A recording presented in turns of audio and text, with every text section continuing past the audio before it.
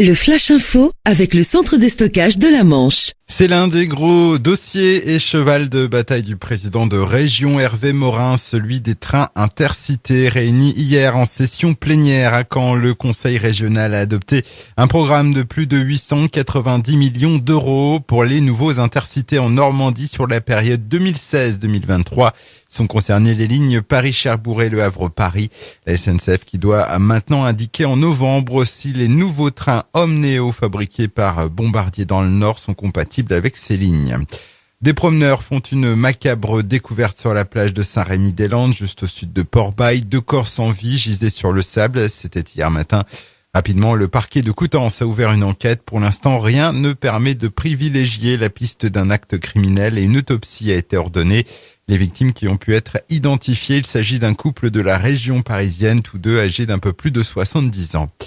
Hier, Philippe Gosselin faisait sa rentrée politique. Le député de la première circonscription de la Manche qui a annoncé son soutien à Alain Juppé pour la primaire de la droite et du centre. Un soutien pour la personne malgré des divergences sur le fond. Rappelons qu'à la base, Philippe Gosselin avait marqué son soutien au candidat Hervé Mariton, mais ce dernier n'a pas réussi à obtenir les parrainages nécessaires. 2 blessés dans une collision entre 2 véhicules hier sur la RD 972 entre Saint-Lô et Coutances au niveau de la commune de Carentilly. Une femme de 69 ans et un homme de 71 ans ont été conduits à l'hôpital mémorial de Saint-Lô. Une nouvelle alcoolémie délictuelle relevée dimanche dernier à l'encontre d'un automobiliste qui circulait au niveau de la commune de Brie. Il a été pris avec 1,94 g d'alcool par litre de sang. Il a fait l'objet d'une rétention immédiate de son permis de conduire.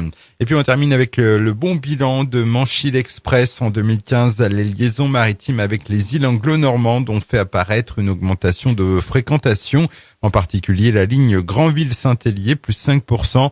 Concernant les départs depuis Dielette et Carteret, le trafic est globalement stable. Le Flash Info vous a été présenté par Landra, centre de stockage de la Manche à Digulleville. Pour en savoir plus et visiter notre centre, 0810 120 172, coup d'un appel local.